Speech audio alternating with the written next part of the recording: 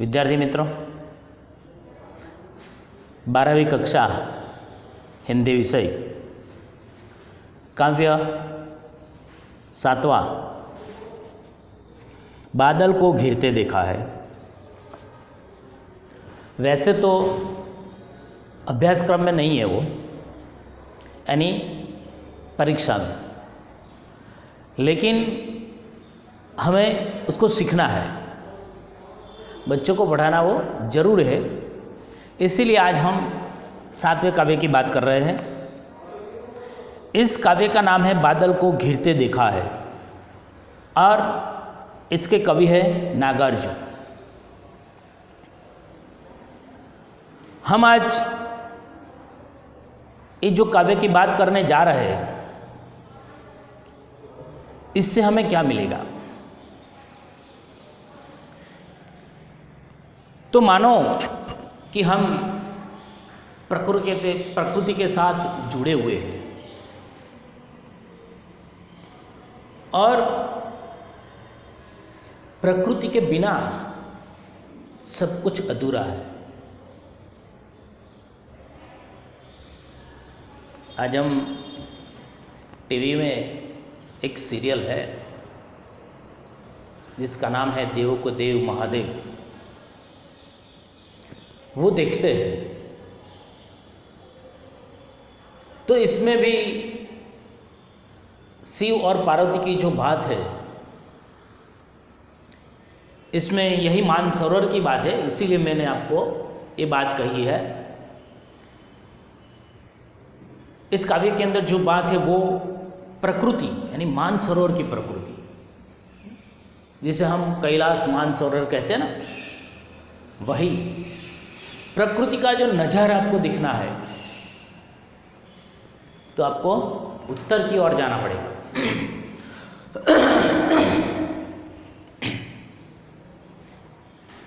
जब हम उत्तर की ओर जाएंगे तो वहां पर हमें प्रकृति के दर्शन मिलेंगे। आज प्रकृति को बचाना बहुत ताती जरूर है। इसीलिए यहाँ पर नागार्जुन जैसे कवि ने हमें ये प्रकृति का महत्व बताया है कि हमारे जीवन में अभी से, अभी आप छोटे बच्चे हैं, 12वीं कक्षा में आप पढ़ रहे हैं, तो अभी आपको पता चले कि भाई प्रकृति क्या होती है। मान लो कि हम वहाँ पर जाए या न जाए मानसरोवर की यात्रा में, मैंने भी देखा तो नहीं है मगर सुना है उसके बारे में, टीवी में भी देखा है। तो इसका जो महत्व है वो महत्व हमें समझ में आए और हम प्रकृति को बचाने के लिए आगे बढ़े। हमारी चारों ओर जो कुदरत ने हमें दिया है वो प्रकृति है।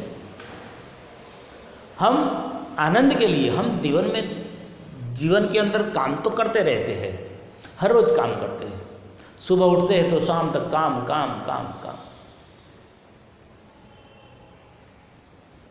इसलिए एक संडे भी आता है, कभी कभी कुछ छुट्टियां भी आती है। ये सब क्यों आता है? कि हम जिस काम में व्यस्त है, इस काम से कुछ 1 दिन 2 दिन तक इस तरह हम कुछ आनंद ले सके। तो आनंद लेने के लिए हम पर्यटन यानी प्रवास में भी जाते हैं। स्कूलों में भी प्रवास होता है, आप लोग भी प्रवास में गए होंगे पहले। तो ये सब कारण क्या है? सरकार ने इस शिक्षण के अंदर प्रवास को फर्जियात किया है। ऐतिहासिक स्थल की मुलाकात, प्रकृति के दर्शन बच्चों को स्कूल में से ले जाना चाहिए। तो इसके पीछे का जो मतलब है वो यही मतलब है कि आप प्रकृति को अच्छी तरह से जान सको। तो यहाँ पर नागार्जुन जी ने जो यात्रा की है, इस यात्रा का यहाँ पर वर्णन किया है कि तिब्बत यात्रा के क्रम में जब वो यात्रा पर निकले थे तिब्बत की, उस वक्त क्या कि इस यात्रा के क्रम में हिमालय दर्शन से, प्रकृति के निर्मल निश्चल रूप को देखने से कवि के मन में सौंदर्य का जो उफान आया, उसे उन्होंने इस कविता में ढाल दिया है। जहाँ नहीं पहुँचते हैं कवि रवि, वहाँ पर पहुँचते हैं कवि।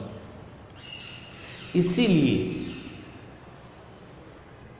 कवि ने जब ये यात्रा शुरू की तिब्बत की, तो बीच में जो हिमालय आया, तो हिमालय का जो दर्शन है वो दर्शन उन्होंने किए, वहाँ की प्रकृति को देखा उन्होंने, तो उन्होंने इन सारी प्रकृति को देखकर एक काव्य के रूप में उन्होंने ढाल दिया और हमारे सामने पेश कर दिया। इसमें क्या हुआ कि इसमें कहीं मानसरोवर में कमलों ऊपर वर्षा बूंदों के गिरने का चित्र है, कहीं बड़ी बड़े झीलें भी है, छोटी बड़ी ऐसी झीलें भी है वहाँ पर, यानी कि तालाब छोटे बड़े हैं। और इस तालाब के अंदर जो हंस होते हैं, और इस हंस के द्वारा क्या है कि कमलनाभ खोजते हैं, यानी कि खाने का कुछ खोजते हैं उनके लिए। ये भी दृश्य बहुत सुहावना दृश्य है। हमें तो सिर्फ ये जानकर बहुत आनंद आता है कि ओहो हो हिमालय में कैसा होगा, कैसी प्रकृति होगी। मान लो कि ये जानने से, सुनने से ऐसा लगता है, तो जो मान लो कि कहीं हमें वहाँ पर गए तो कितना आनंद होता है। किस्मत की बात है भाई, जो जाने को मिला तो ठीक है, नहीं मिला तो भी ठीक है, मगर ऐसी आशा रखें हम कि एक बार तो हमें वहाँ पर जाने को मिले। और दूसरा इसके साथ एक बात बताई है उन्होंने कि ये हंस झीलों के अंदर है, चीर विरह के बाद चकवा और चकई की स्टोरी है। ये दो पक्षी है, इस पक्षी की चीर विरह यानी लंबी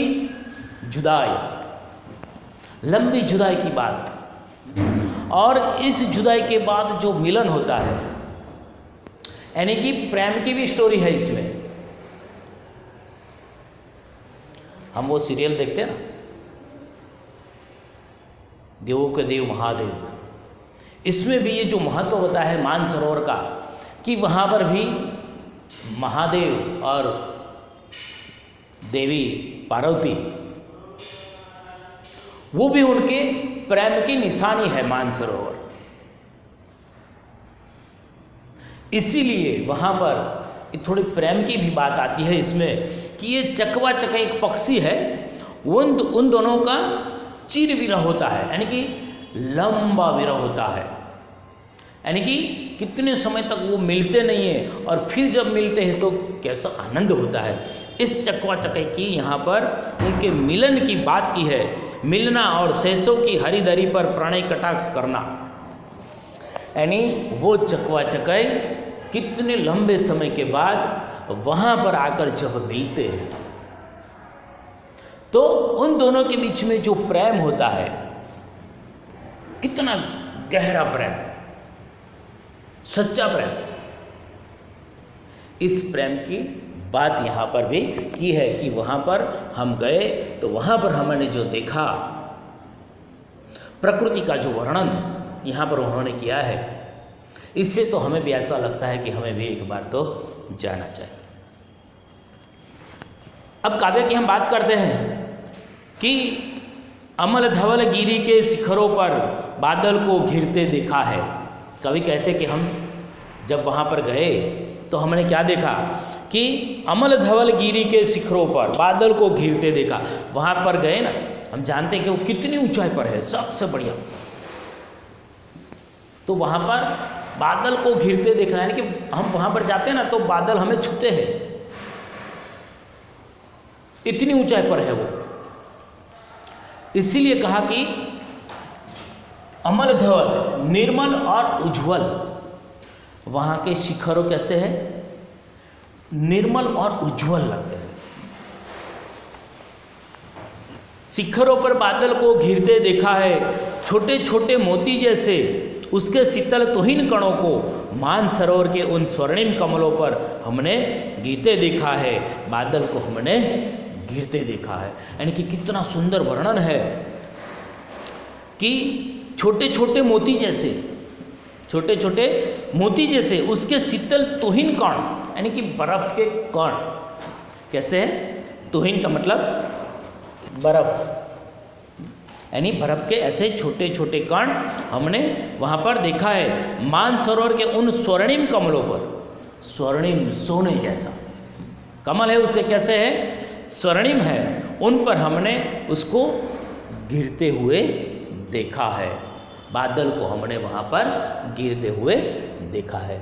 आज हम काव्य में इतना और आगे फिर देखेंगे। अस्तु।